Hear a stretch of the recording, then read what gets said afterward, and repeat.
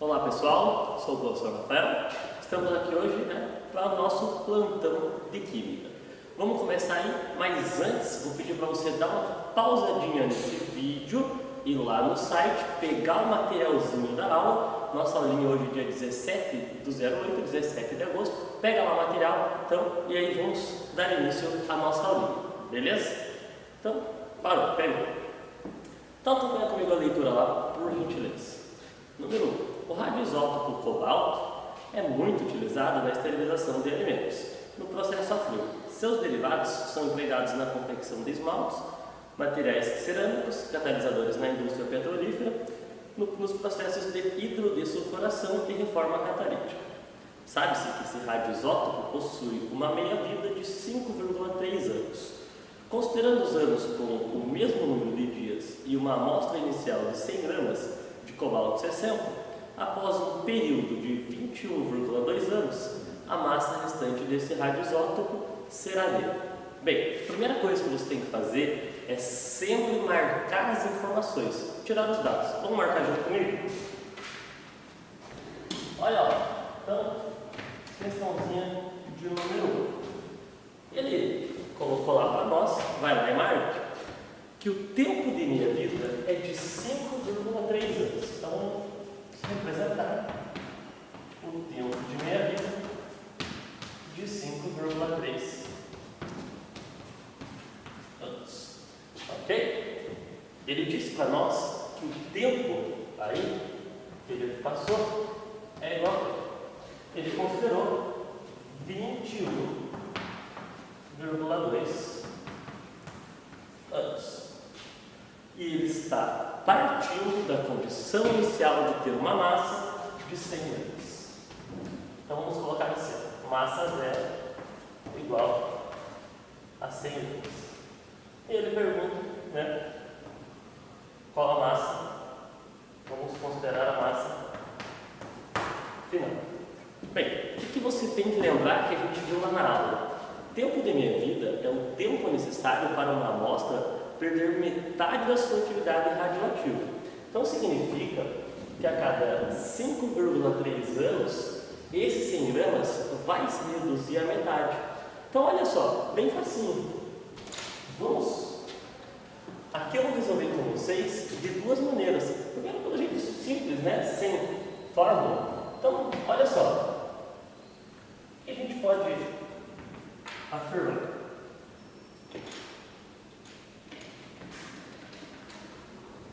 Vamos iniciar com 100 gramas. Passou um tempo de meia-vida, a massa cai pela metade. Então vamos para 50 gramas. Ok? Bem, passou mais um tempo de meia-vida, essa massa agora cai pela metade. Cai para 25 gramas. Aí você fala assim, tá, mas eu não sei quanto tempo você passou. Então vamos pensar o seguinte: aqui eu tenho 5,3 anos. Aqui eu tenho mais 5,3 anos. Opa, 5,3 com 5,3 são 10,6 anos. Só que eu não quero 10,6, eu preciso de um total de 21,2 anos. Então, utilizando a matemática básica, vamos pensar isso aqui. Vamos passar. Mais um tempo de meia-vida e vamos sair para 12,5 gramas. Ou seja, passando mais 5,3 anos. Ok? Bem, ainda não deu, o deu. Então vamos fazer o seguinte: vamos passar mais um tempo de meia-vida.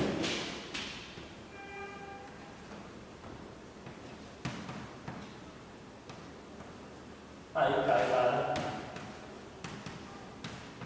6,25 gramas, o que totalizou mais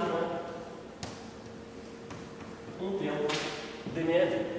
Então, olha só, se a gente somar aqui 5,3 com 5,3 5,3 e 5,3 anos dá um total de 21,2 anos.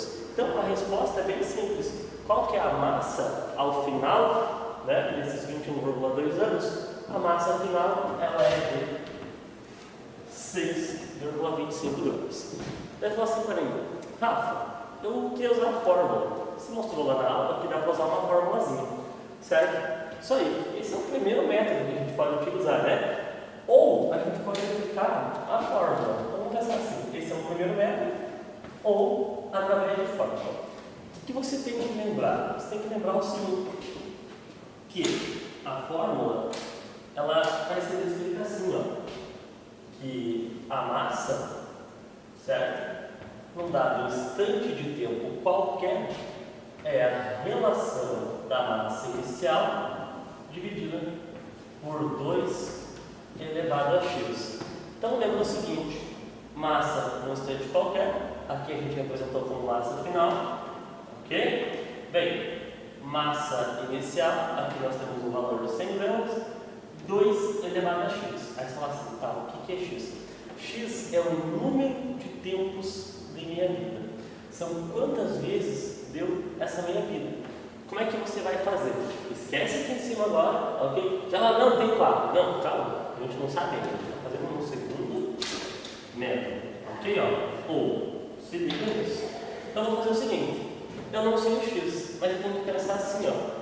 O tempo total, ele é a multiplicação do número de tempo da minha vida vezes o tempo de minha vida. Ok? Então o tempo total é esse número x, que eu não sei ainda quanto são, vezes o tempo de minha vida. Então pensando nisso, o que você vai fazer? Fazer o seguinte, olha só. Bem simples, o tempo eu tenho. Está aqui, ó, 21,2 anos. Vamos substituir isso aqui dentro. Então vou colocar lá que 21,2 anos, vou representar por A, é igual a x, que é o número de tempo da minha vida, vezes o tempo da minha vida, que são de 5,3 anos. Ok? Aí faz essa continha. Você vai achar que o x é igual a 4. Então dá 4 tempos da minha vida. Isso aí, passaram-se 4 tempos da minha vida. Então agora substituir a fórmula. Então, você vai ficar o seguinte, substituindo naquela fórmula, a massa que nós chamamos de final, vai ser o quê? A massa inicial, que são 100 gramas, ok? Dividido pelo 2 elevado a x. E quanto que é o x? X são 4, isso aí. Então a massa final são 100 dividido por 2 a quarta. 2 a quarta são 16. Logo, a massa final, 6,25 gramas. Obrigatoriamente, né? Tem que dar o mesmo resultado. Tá aí. Então, ó, seja o primeiro método ou o segundo método, os dois valores, né, são iguais. Bem tranquilinho, bem fácil. Fechou essa questão? Vamos lá, vamos dar uma lidinha na 2 agora, junto comigo. Seguinte, 2 puramente teórica para vocês. 2. Numa aula de química sobre soluções, o professor fala especificamente sobre soluções aquosas cujos solutos são não voláteis. Considerando tais soluções aquosas, em relação à água pura, a uma dada temperatura, é correto afirmar. Então, vamos ler o primeiro e aí eu vou parar o papo. Primeiro, a pressão de vapor da solução aumenta. Bem, vamos lembrar de algumas coisinhas aí.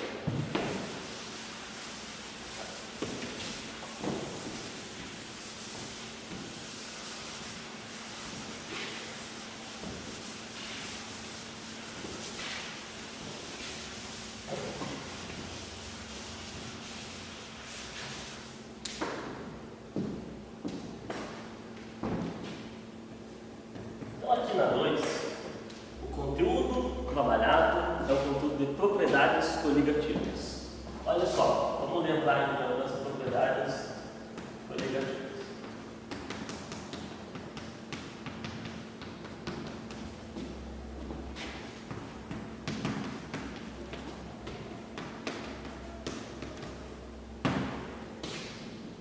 Bem, fizemos 4 nas nossas aulas, né? A gente começou lá com a tonoscopia, depois passamos para ebulioscopia,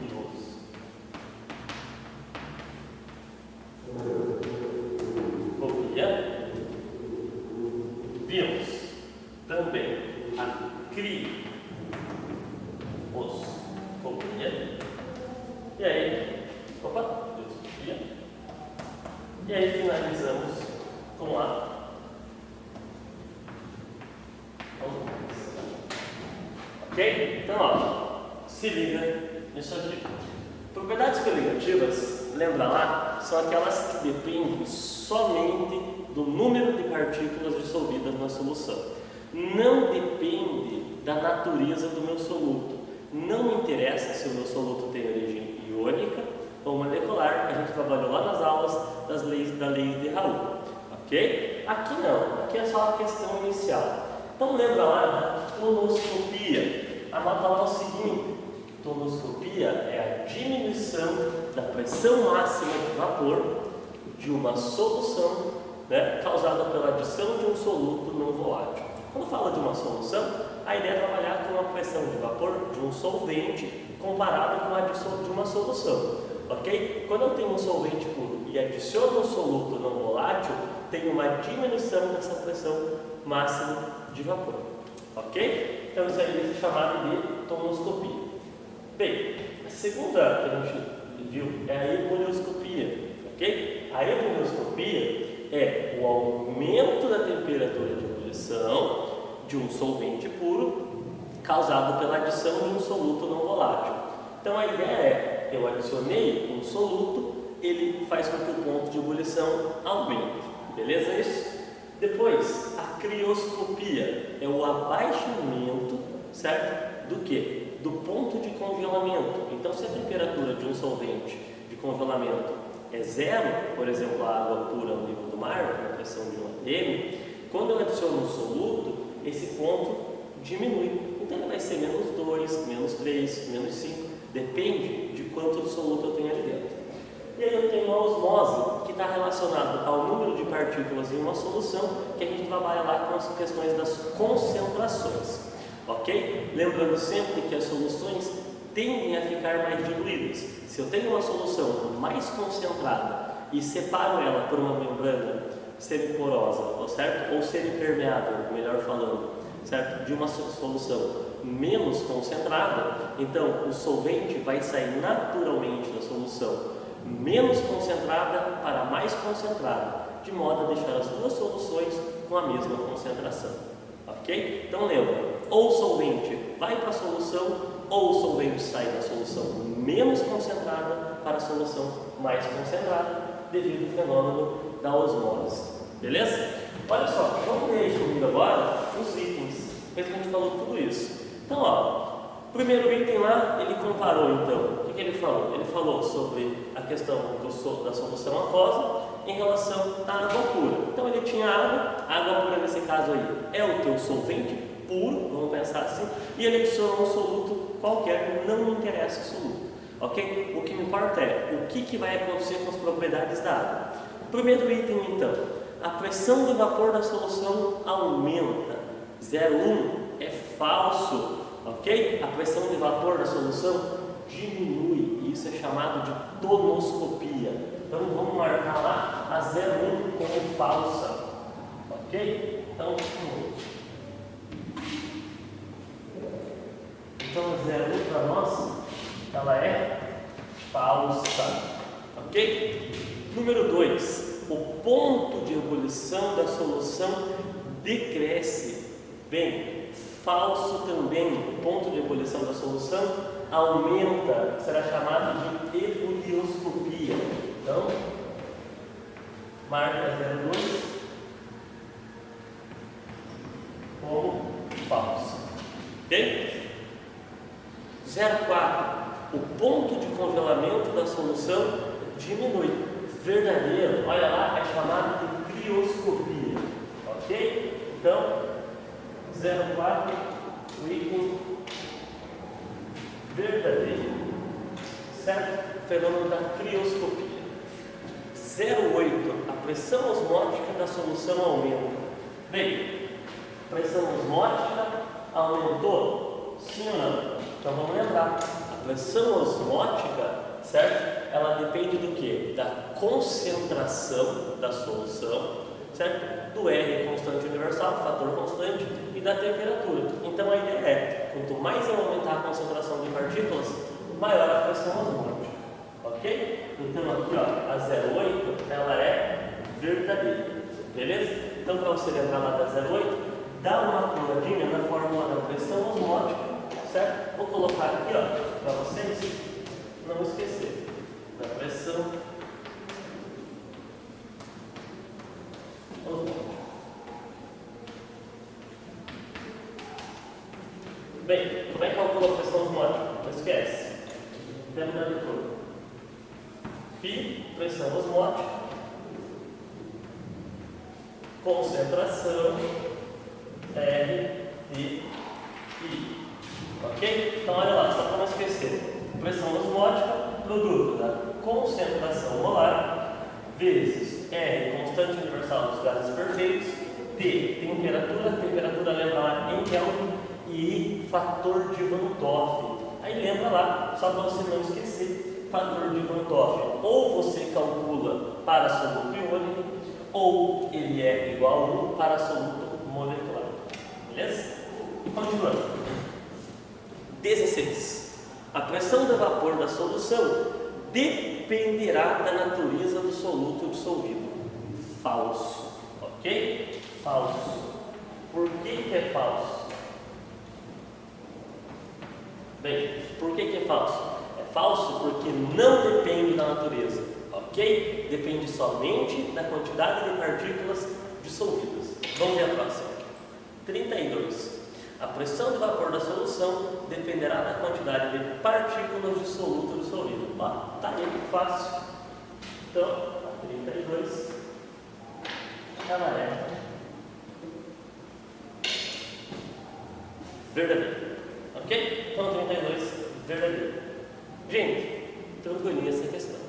Ok? Vai lá, dá uma dica na próxima, enquanto eu apago com ela para a gente começar a próxima questão.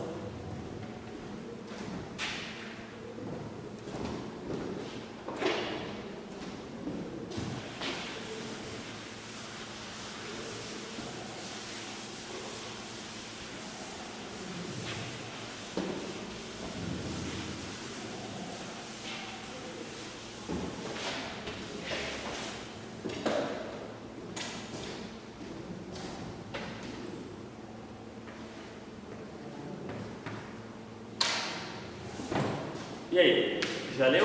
Vamos ler junto agora? Então é o seguinte, 3, para finalizar nossa aulinha. No laboratório de química, um frasco hermético de volume igual a 500 ml, contendo um resíduo de 7,4 gramas de éter dietílico, daí a fórmula molecular, foi deixado próximo a uma janela sob a ação direta da luz solar e, após algum tempo, atingiu uma temperatura de equilíbrio de 40 graus Celsius, acima de seu ponto de ebulição normal. Tá lá. O éter residual, única substância presente no frasco, vaporiza-se completamente. Ele coloca assim: massa molar do éter, 74 gramas por mol, constante universal dos gases, 0,082 litro atmosfera por mol por Kelvin. E tá lá. Tendo em vista essas informações, é possível afirmar que a pressão dentro do frasco, nas condições estabelecidas, é igual aproximadamente. Então está falando do estudo de gases, ok? Então o que ele colocou para nós? Ele colocou que ele tinha determinada massa de éter, ok? De éter dietílico, uma massa de 7,4 gramas, e ele falou que essa massa se vaporizou, ok? Ele era inicialmente líquido e agora ele encontra-se no estado gasoso. E ele pergunta para nós, bem simples, qual que é a pressão desse composto após esse fenômeno físico de vaporização, ok? Bem, primeiro passo, não esquece. Vamos marcar os dados e vamos entender melhor essa questão. Agora, vamos lá. Primeira informação nossa. Olha só, sempre vai marcando no enunciado. Volume que ele colocou, 500 ml. eu vou ser esperto e eu já vou transformar para litro. Eu preciso falar assim, tá, mas por que eu vou transformar para litro? Porque a minha constante universal, o R, já está com a unidade de litro. Então joga em litro, sem medo. Então, tá lá, meio litro. Segundo momento, a massa do composto é de 7,4 gramas. Depois ele colocou que a temperatura foi de 40 graus Celsius. Bem, vou fazer diferente do que está aí, né, nesse enunciado. Vou colocar aqui um pizinho de 40 graus Celsius. E tem aquele momento que você para e pensa, vou usar graus Celsius. Não usa graus Celsius. Lembra, você vai somar 273 e vai trabalhar com essa temperatura em Kelvin. Ok? Não esquece então, tem a temperatura em graus Celsius, soma 273 e joga ela em Kelvin, sem nenhum problema. Vamos lá então. O que você vai fazer? Vai colocar então a temperatura nova, após essa soma com 273, você vai encontrar um valor de 313 Kelvin. Show? Próxima informação nossa, ele coloca assim: a massa molar é de 74 gramas por mol.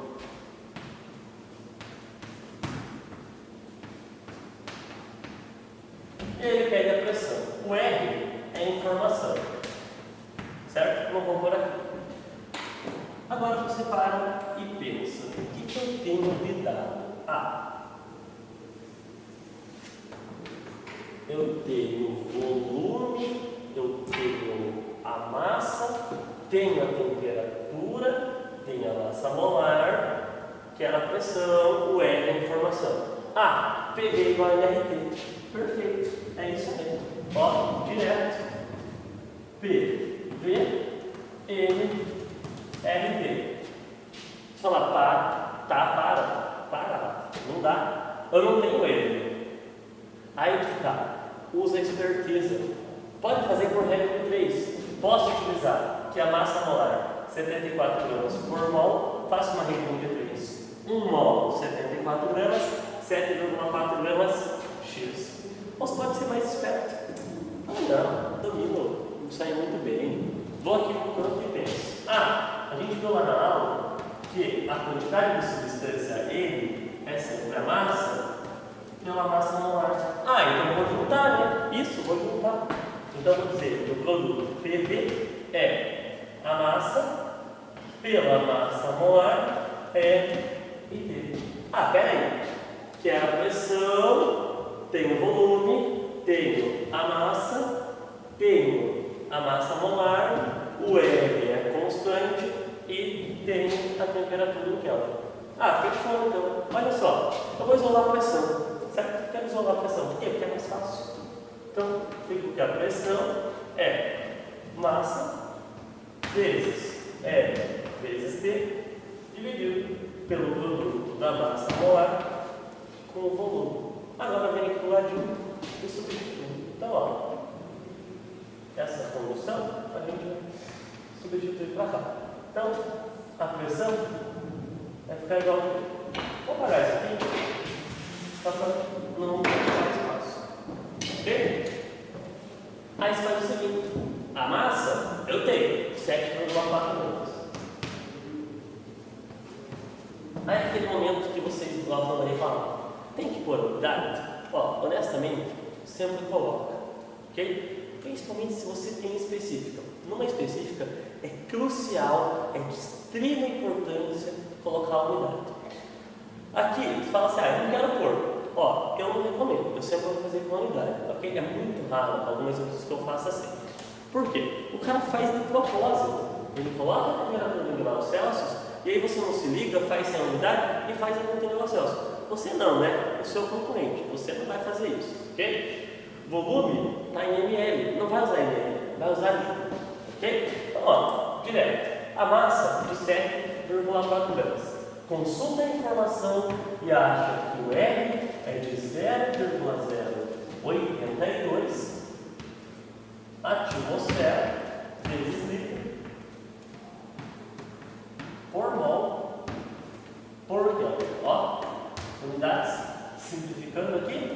vezes a temperatura, 313 Kelvin.